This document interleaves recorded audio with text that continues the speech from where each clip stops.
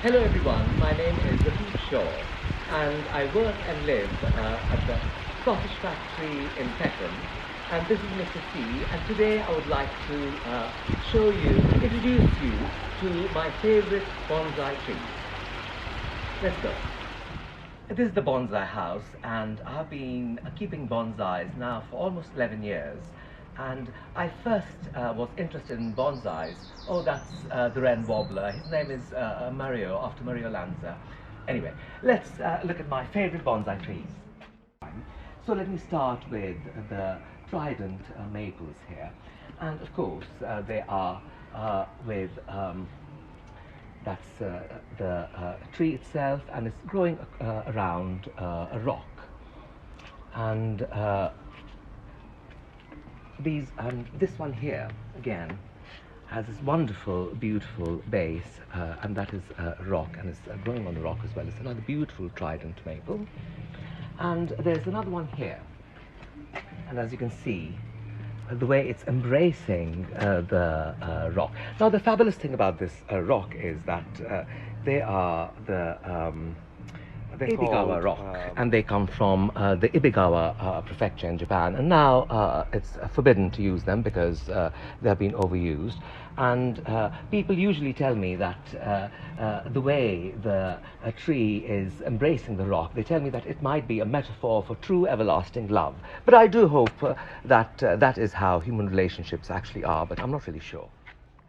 And here we have the beautiful Daishojo maple. And this is one of my favorites because it's almost sort of magenta, and as time goes by, it'll turn green, and then in autumn it'll turn another shade of brilliant orangey red.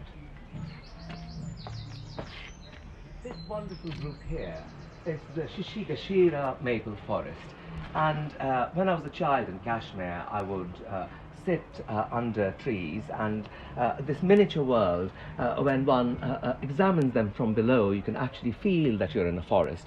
And I quite like this variety of maple. It has relatively few pests, and it's not as high maintenance as the others. It'll just require a teeny bit of a prune once or twice a year, and it just grows effortlessly. And I really like the way they give you that wonderful feeling of being in a forest.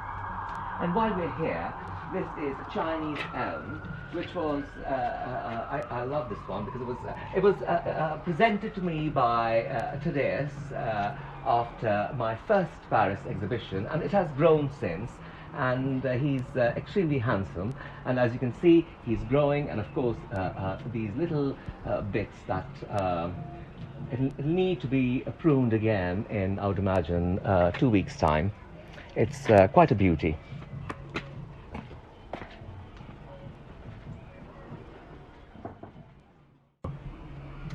This is a ginkgo, and as you can see, it's rather beautiful that in winter you can really see the negative space, and the little leaves are just beginning to sprout, and they're extremely hardy. I mean, so hardy that after the Hiroshima-Nagasaki bombing, the first trees to grow after the bombing were the ginkgos, so they are extremely resilient, and this one is quite an old beauty.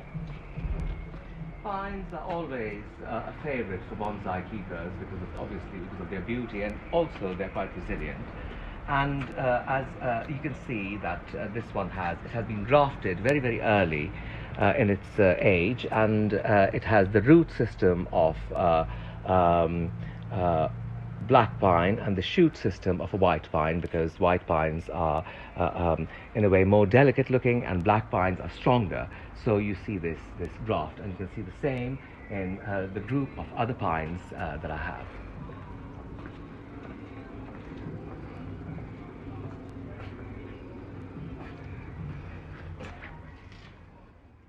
This one is a Stavatia, and it's a very, very, very difficult tree to grow, and I was extremely lucky. I inherited this one. Well, I procured it from Dr. Raymond Sawyer's residence after he passed away.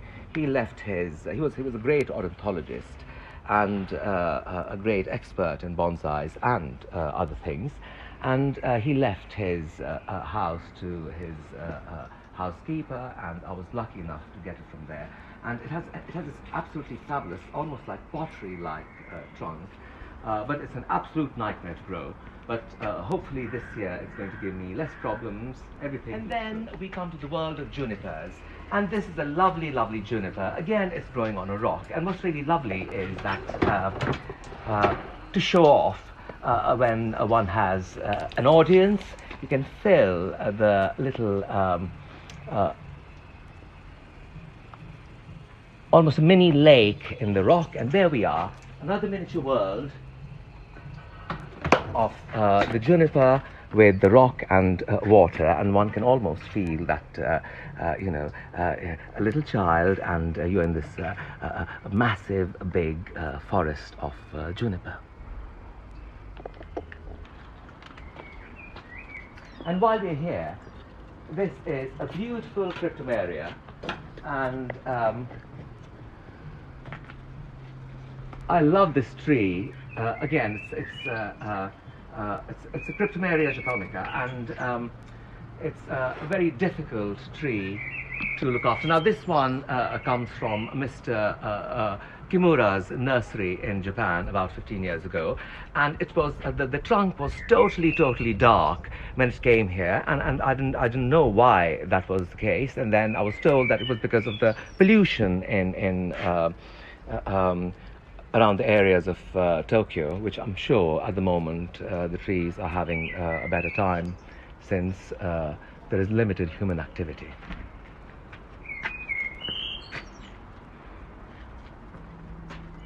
And the last one is my favorite tree, and this is a juniper from Mr. Kimura's nursery, and it is quite a beauty.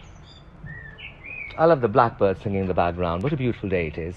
And this is the dead wood called shari. And what I really love about this tree is the absolute serpentine nature. It's almost like lava flowing into the surface. And that's all dead.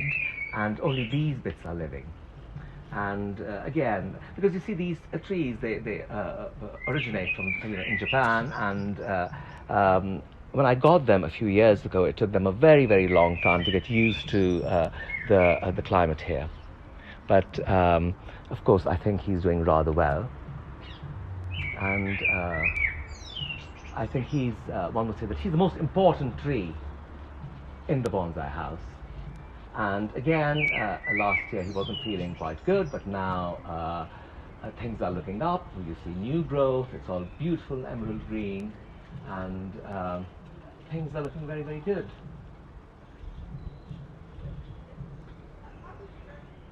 I hope you've enjoyed this short but rather sweet tour of the bonsai house.